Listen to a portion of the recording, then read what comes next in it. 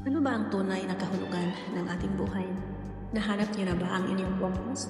Para sa akin, ang tunay na kahulugan ng aking buhay ay unang-una, ang hanapin ang katotohanan, ang makilala ng lubusan si Jesus ang ating Panginoon, ang malaman ang kanyang plano at mas maunawaan ang kanyang pag-ibig. Pangalawa, ang maalagaan at magabayan ang aking mga anak sa abot ng aking makakaya bilang isang ina. Alam kong limitado lamang ang kaya kong gawin bilang tao, pero naniwala akong ang Diyos ang bahala sa mas malaking plano, direksyon para sa kanilang buhay. Siya ang may hawak ng kanilang kinabukasan. Pangatlo, ang mag-enjoy habang narito pa tayo sa mundo, kasama ang mga mahal natin sa buhay. Mahalaga ang magpasalamat sa Panginoon, hindi lang sa mga biyayang natatanggap natin, kundi pati na sa mga hamon at pagsubok. Dahil sa bawat hirap na nalalampasan, natututo tayo tumitibay at mas napapalapit sa Kanya.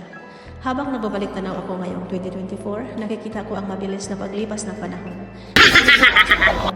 Pero sa kabila nito, puno ng pasasalamat ang puso ko. Salamat sa bawat taon, bawat aral at bawat pagkakataong maging mas mabuti. So goodbye 2024 and welcome 2025.